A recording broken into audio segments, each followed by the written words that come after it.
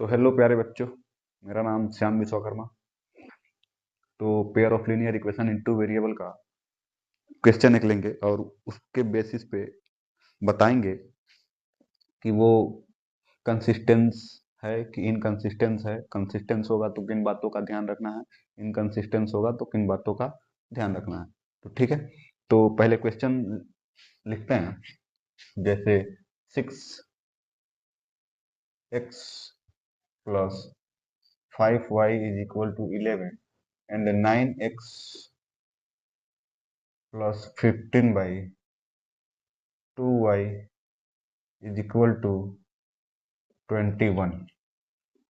ये pair of linear equation in two variable है। तो इसको, इन दोनों इक्वेशन को बताना है कंसिस्टेंस है कि इनकंसिस्टेंस है। ठीक है, तो कंसिस्टेंस होगा तो, इनकंसिस्टेंस होगा तो इनफाइनाइट मैनी सोल्यूशन होगा कि यूनिक सोल्यूशन होगा कि नो सोल्यूशन होगा।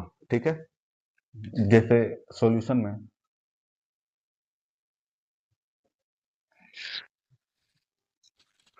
में the given equation 6x plus 5y is equal to 11, 9x plus 15/2y is equal to 21. The above equation can be written as 6x plus 5y minus 11 is equal to 0 and 9x plus 15/2y minus 21 is equal to 0. ठीक है, अब देखो, on comparing a1x plus b1y plus c1 is equal to 0 और दूसरा a2x plus b2y plus c2 is equal to 0। तो a1 b1 c1 की value क्या होगी? a1 where a1 is equal to 6, b1 is equal to 5, c1 is equal to -11 and a2 is equal to 9, b2 is equal to 15/2, c2 is equal to -21। ये standard form of linear equation in two variable है। ठीक है, अब देखो, अब क्या करेंगे। a1/a2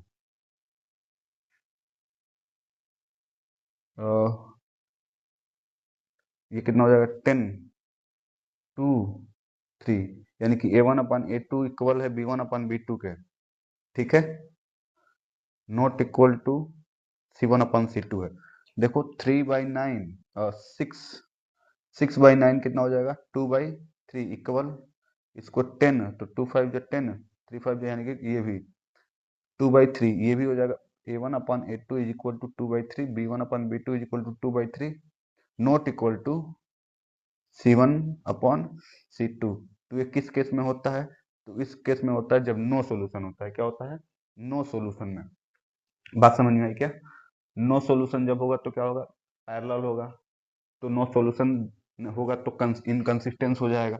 अब देखो a1/a2 6/9, 6/9 ये कटेगा तो 2/3, यानी कि 2/3 का ये इक्विवेलेंट फ्रैक्शन था। 2/3 का इक्विवेलेंट फ्रैक्शन 6/9। तो 6/9 को हमने सिंपलेस्ट फॉर्म में लिख दिया। बात समझ में आई क्या? तो अब देखो, b1/b2 की बारी है। b1/b2, b1 कितना है? 5, b2 कितना है? 15 तो ये 2 पर मल्टीप्लाई होगा तो 10/15, ये कटेगा तो 2/3, यानी कि 10/15 इक्विवेलेंट फ्रैक्शन है 2/3 का। तो यानी कि a1/a2 equal 2/3, b1/b2 equal to 2/3। अब c1/c2 देखते हैं। c1/c2 कितना है? 11 -11 -11/-21, 21, माइनस माइनस कैंसल तो 11/21।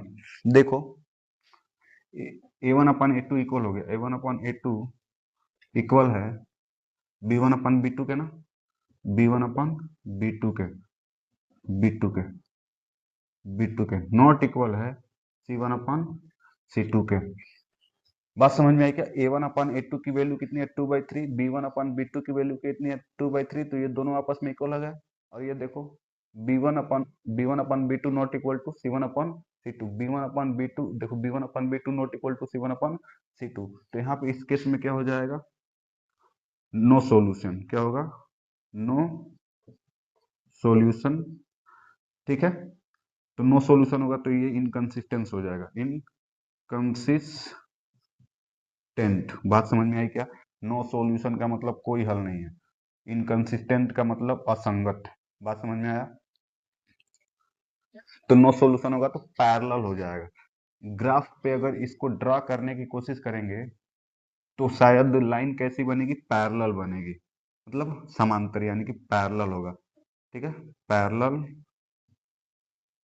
पैरेलल लाइन होंगी। बात समझ में आई? तो thank you so much for watching this video. Don't forget to like, share and subscribe.